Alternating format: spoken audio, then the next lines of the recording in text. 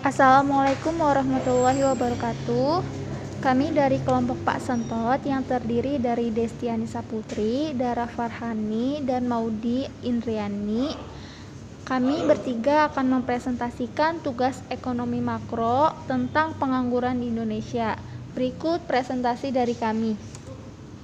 Assalamualaikum warahmatullahi wabarakatuh. Perkenalkan, nama saya Maudi Indrianti, ingin menjelaskan latar belakang pengangguran di Indonesia. Yang pertama, ada salah satu masalah pokok yang dihadapi bangsa dan negara Indonesia adalah masalah pengangguran. Pengangguran yang tertinggi berdampak langsung maupun tidak langsung terhadap kemiskinan dan kriminalitas dan masalah-masalah sosial politik yang juga semakin meningkat. Dengan jumlah angka kerja yang cukup besar, arus migrasi yang terus mengalir, serta dampak krisis ekonomi yang berkepanjangan sampai saat ini membuat permasalahan tenaga kerja menjadi sangat besar dan kompleks. Yang kedua, fenomena pengangguran juga berkaitan erat dengan terjadinya pemutusan hubungan kerja yang disebabkan antara lain perusahaan yang menutupi atau mengurangi bidang usahanya akibat krisis ekonomi atau keamanan yang kurang kondusif, peraturan yang menghambat investasi, hambatan dalam proses ekspor maupun impor, dan lain-lainnya. Yang pertama ada menurut Sukirno 2004.28. Pengangguran adalah jumlah tenaga kerja dalam perekonomian yang secara aktif mencari pekerjaan tetapi belum memperolehnya. Yang kedua, International Labour Organization atau ILO memberikan definisi pengangguran, yaitu ada dua. Yang pertama, ada pengangguran terbuka adalah seseorang yang termasuk kelompok penduduk usia kerja yang selama periode-periode tertentu tidak bekerja dan bersedia menerima pekerjaan serta sedangkan mencari pekerjaan. Terus yang kedua, ada setengah pengangguran terpaksa adalah seseorang yang bekerja sebagai buruh karyawan dan bekerja mandiri berusaha sendiri yang selama periode tertentu secara terpaksa bekerja kurang dari jam kerja normal, yang masih mencari pekerjaan lain atau masih bersedia mencari pekerjaan lain atau tambahan BPS 2001.4.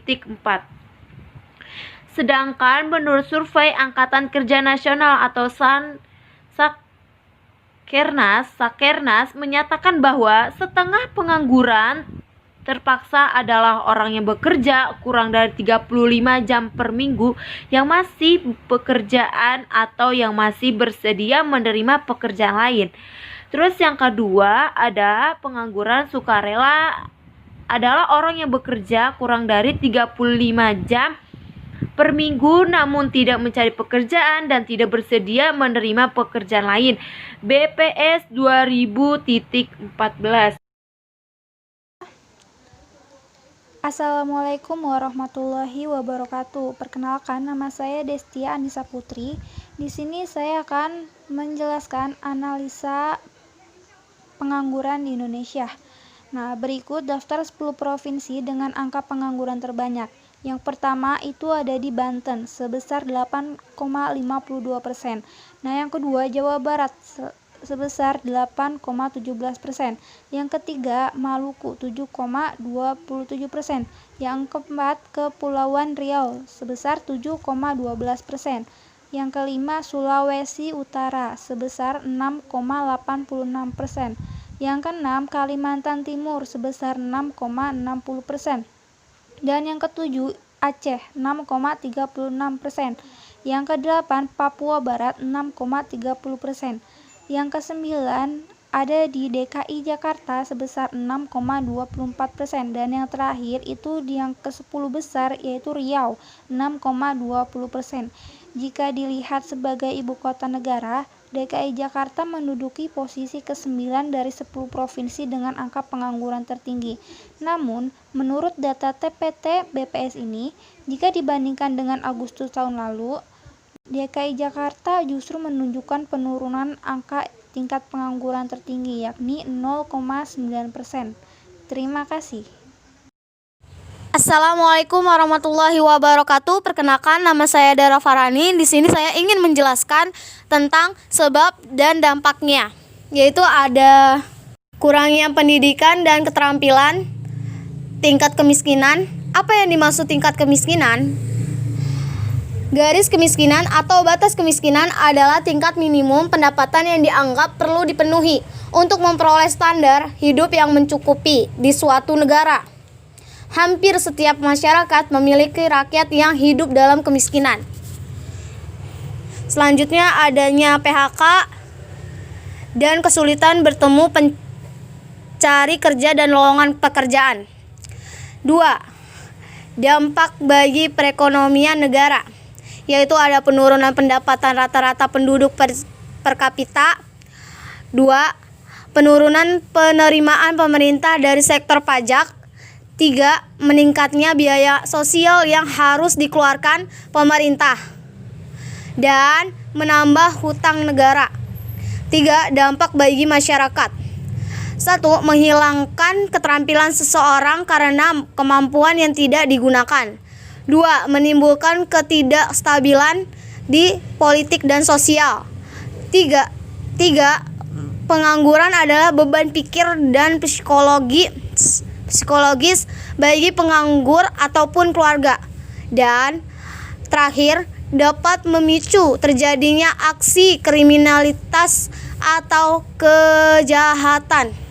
Dan kesimpulan dari semua itu adalah pengangguran adalah istilah untuk orang yang tidak bekerja, sedang mencari kerja, atau seseorang yang sedang berusaha mendapatkan pekerjaan yang layak.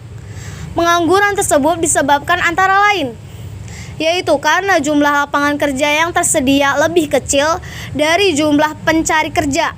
Juga kompetensi pencari kerja tidak sesuai dengan pasar kerja.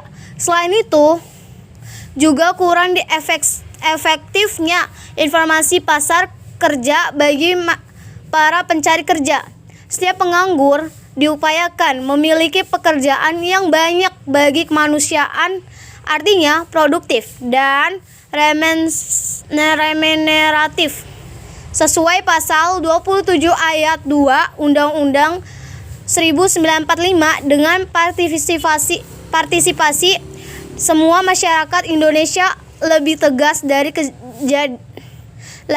jadikan penanggulangan pengangguran menjadi komitmen nasional. Sekian dulu presentasi dari kami. Tugas ini kami buat untuk mendapatkan nilai ekonomi makro. Jadi mohon maaf apabila ada salah dalam pengucapan kami. Wassalamualaikum warahmatullahi wabarakatuh.